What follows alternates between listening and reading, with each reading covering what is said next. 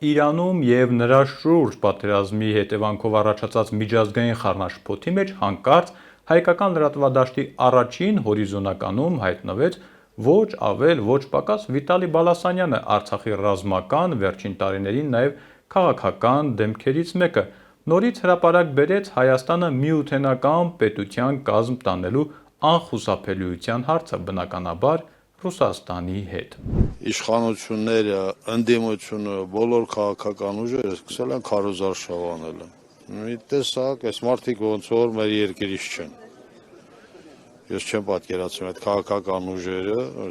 համաշխարհային պատերազմը շատ շուտ բանից սկսվել է, հիմա արդեն ֆիքսվել է։ Եվ այդ բոլոր քաղաքական ուժերին եւ ԿՊԻ-ին, գործողության կոչ կանե, արագը մի հատ համախմբվեն, տեսնան այս երկիր ուր են տանում։ Ամոթ է, խայտառակություն է մի խոսքով։ Ես շատ խիստ կասկածում եմ, այստեղ ընտրություններ է լինելու, որտեղ վիճակը միջազգային ընդհանրապես մեր տարածաշրջանում կատաստրոֆիկ ծայրահեղ վիճակ է։ Այդ խաղաղություններից են խոսում, չգիտեմ ինչերից են խոսում, բայց որևէ փաստաթուղթ չի գործում։ Եվ Հայաստանի Հանրապետության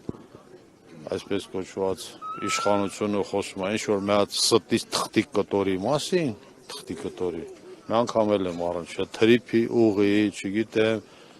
բանը դեմիլիտացիա, դեմարկացիա են անում, հայերենով սահմանազատում, սահմանություն, որ այնքան փաստաթղթերը միջազգային իջիկ դարձել, որ այդ թղթերը ընդհանրապես սրանք ոչ փաստաթուղթ է, ոչ հուշագիր է, մի հատ թղթի կտոր է, Թրամփի կողքին ստորագրած, չգիտեմ Ալմատիում ստորագրած, աշխարհագրությունը աշխարհի փոխվելու է, քարտեզը քաղաքական փոխվելու է, մոտ ժամանակներս, նրանք ովքեր շուտ հասկացան իրենց տեղը, դերը, նշանակությունը,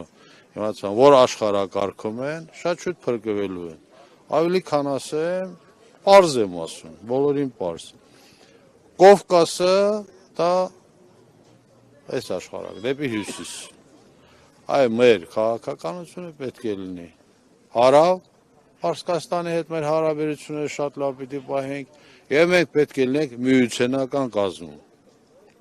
100 տարի առաջ ոնց որ եղել է խորհրդային միություն, հիմա անունը ինչ կդնեն չգիտեմ, բայց հիմա նորից եմ ասում, աշխարհագրությունը փոխվել է, քաղաքական քարտեզը արդեն իսկ սահմանազատում, սահմանագծում արած է, Ես չգիտեմ, ես փուչուր երկիրների 2-3 միլիոն բնակիչ ունեցողները մտմտել խոսում են, մենք ենք, մենք սենց կանենք, մենք մեր իշխանությունը,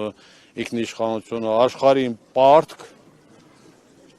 չի կարելի, ամոթ է, մի խոսքը փիս ամոթ է։ Ինչպես և սպասելի էր, հայաստանյան քաղաքական դաշտը բավական բուռն արձագանքեց, իշխանական և պրոիշխանական թևը բնականաբար դատապարտեց նման հայտարարությունները։ Այդ ջեպկիրներ Միութենական պետություն եք ուզում, խելքներդ հացի հետ եք կերել, եկել Հայաստանում դիրքավորվել եք որպես տրոյական ձիեր և ուզում եք այս պետությունը մատաղանել։ Ջանները ցեցա չէ ընկել, որ հայ տղերքը չեն զոհվում պատերազմում, որ խաղաղություն է։ Ուզում եք այս պետությունը փուռը տաք, որ հայ տղերքը զոհվեն ուրիշների սանձազերծած պատերազմում։ Այ վաշխառուներ, այս պետությունը ուզում եք աճուրդի հանեք մի երկու թուլափայի համար ու ժողովրդի ճակատագիրը որպես մանրադրամ շպրտեք ուրիշների ոտքերի տակ։ Էսա ձեր ուզածը։ Դուք խոսալ չգիտեք, չխոսալել չգիտեք։ Չի ստացվելու։ Չեք կարողանալու Հայաստանի ճակատագիրը նետել ուրիշների ոտքերի տակ։ Հայաստանի ինքնիշխանությունը անսակարկելի է, իսկ ձեր ջախջախումը անկասելի է հունիսի 7-ի ընտրություններում։ Հայաստանի Հանրապետության ընդդիմության հիմնական դեմքերը քաղաքավարի լռություն պահպանեցին, եթե անգամ համամիտ ես ընտրություններից առաջ հաստատ չարժի նման ոչ պոպուլյար հայտարարություններ անել, հավանաբար սա էր նրանց լռության հիմքում, հրապարակային արձագանքողներից մեկը արցախցի պատգամավորն էր, Արամայիս Աղաբեկյանը։ Ինչ մի վրա եք տվել Վիտալի Բալասանյանին, ասել է միութենական կազմ պիտի մտնի Հայաստանի Հանրապետությունը, մարդը անկեղծ ասել է ինչ որ մտածում է, բա դուք ինչ եք ասում, ասում եք ինքնիշխան Հայաստան, ինքնիշխանություն, բայց տրիպը համարում եք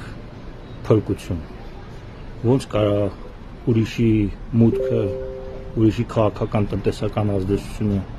Հայաստանի Հանրապետության հիմնական աշխարհաքաղաքական դերակատարության ճանապարհի վրա ինքնիշխանության էլեմենտ լինի։ Ասում եք Արցախ, խոսում եք